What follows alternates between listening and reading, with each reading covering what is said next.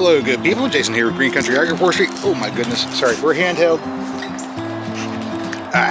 There we go. Coming at you on the 1st of October, having a look at these canna lilies over here. Aren't these gorgeous? So we're at about 5 foot high right now. 1st of October. Ooh, the dew is cold on these leaves. No frost yet. We're getting lots and lots of flowers here. These will make actual seeds, just like these cannas here will make seeds. As you can see, the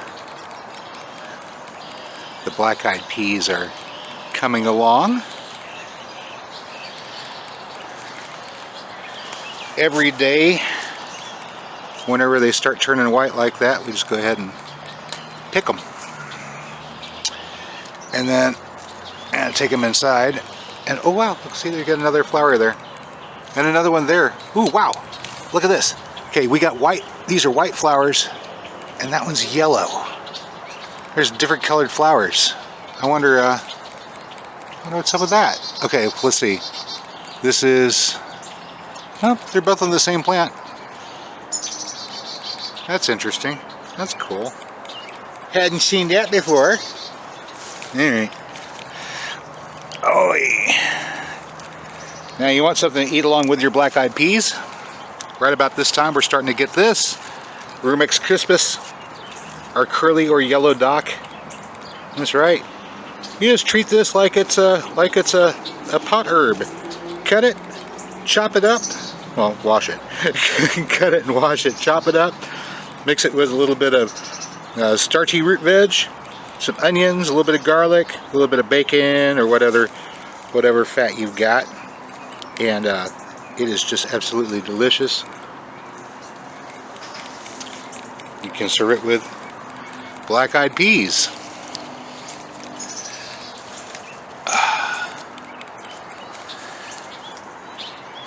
Black-eyed peas, cow peas. You plant them as the heat arrives in the summer.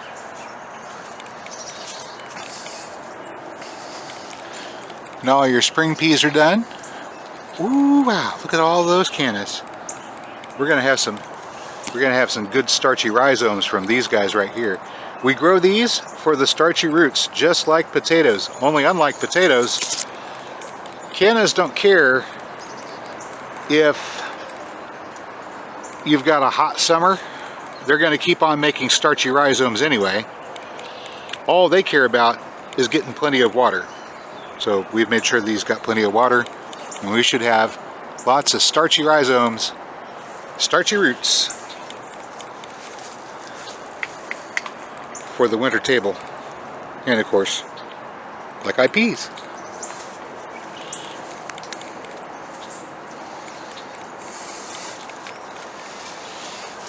Oh my goodness, something's been digging in here. Look at all that. I'm gonna have to get the gopher hawk out, I think. Ooh. This is a canna. This has to have grown from a seed. This isn't one of the this is one of the ones that I transplanted out here. I have to keep an eye on this one. We'll lift it and plant it separate and see what it turns into. It's got a little bit of a purple tint on the sides, but the leaves are mostly green. So it is most likely a hybrid. I wonder what the flowers will look like, if it flowers. Ooh-wee, looky there. We've got some figs. I wonder if they'll finish up. Do we think we have time for these guys to actually ripen? Who knows? We might actually get a fig out of this fig tree this year. That'd be something. We've got some late grapes that are ripening up here. Oh, nope, that one got bug bit. We got some late grapes there getting ready to ripen up, I guess. These last few warm days we have. We'll have probably a day or two when frost hits. Let me get this out of here. I have a day or two when frost hits, and then another few weeks of warm weather is usually the way the pattern runs. We still have a few more grapes coming. Maybe a few more tomatoes to ripen up. Hi kitty kitty, meow meow kitty. Hey, there's a gopher over that way. Hey, it's a gopher over that way. I saw it out by the truck. Can you go get the gopher? Can you go get the gopher? The gopher. It's eating my cannas. Can you go take care of that for me, pretty please? Hey, I gave you good food this morning, so I expect some work from you. All right. Hurry, little swallowtails. Hurry, hurry, hurry. Munch 'em, munch 'em. You get ready. Woohoo. Probably by next year, about this time, we'll be seeing fruits on this persimmon tree. Let's see what we got down here. Oh yeah, this is the peanut. That's a peanut right there. Peanut here. Hopefully the gophers don't find it. Here's an example of that Monarda punctata, still showing its pretty little purple colors on the leaves. You notice the flowers, I'm getting close, the flowers, ooh, if I can focus, the flower is right there, it's yellow with little tiny spots on it. So the flower is unremarkable. So to get the color to attract the pollinator, it puts the color on the leaf. Isn't that cool? Alright. We're all set to receive firewood. Yay. I have firewood and stuff it up underneath this little structure here for the winter. Our Seminole pumpkin, it's starting to turn orange. It's about time. Whew! Jerusalem artichokes in flower. Ooh, we got some nice pretty rows of Sharon blooms in here. Look at that. And that's pumpkin flower right there. And this late in the season, we're not making any pumpkins. So we're gonna pick the pumpkin flower and we're gonna pick a, hi, get out of there, will you? Gonna pick a rose of Sharon flower.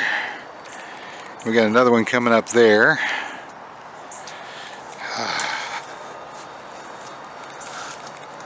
I have a couple of flowers for our morning meal, I guess. Ooh, would you look at this? Our Albion ever-bearing strawberry has decided that it's going to make some more fruit. So here we have some strawberry blooms. And that's a little strawberry forming right there. That's interesting. I guess we'll enjoy some strawberries. Not today, but here in the next week or two. If frost doesn't catch up with us, we'll have another round of strawberries. Looky here. That's right. That mess that we had back here from last year's woodshed is straightening up. Yep. Get that cleaned up here pretty soon. Here's our chest freezer that had the unfortunate defrosting incident. We got it just about ready to empty out and stow away. Alright, here we are having a look at the Sisyphus jujube. This one is the Chanzy cultivar. Really large fruits, just starting to ripen up there. You know, growing a forest garden has a lot of advantages. One of them, of course, is you're going to wind up with harvests that come on different times of the year. So if you're actually eating the food that you're growing, you're not just getting overwhelmed with one thing and having to store a lot of it and then live off of stored food. You're getting fresh fruit on a constant basis. And all different kinds of food as well. Take these daylilies over here, for example. They provide us with edible flowers during the summer months, but as winter arrives, if we have a need for a starchy root vegetable, we can dig these up, and the tubers that they have are absolutely delicious and very nutritious.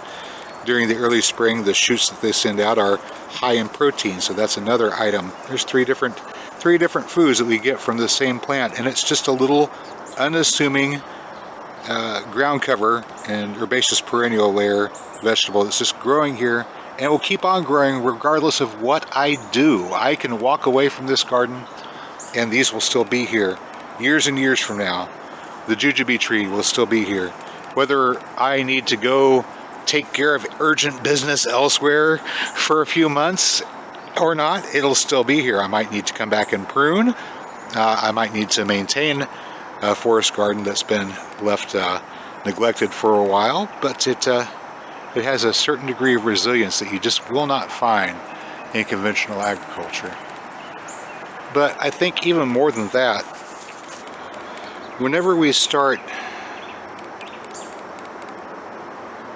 growing forest gardens, because of their very nature, we have to start paying more attention to ecology and biodiversity and put more of a focus outside of the self. You know, self-focus, selfishness, is a real serious problem in modern society. And having a practice that really obliges one to pay attention to something other than oneself is very, very healthy. Hey, little frog. Hey, little froggy. Little froggy.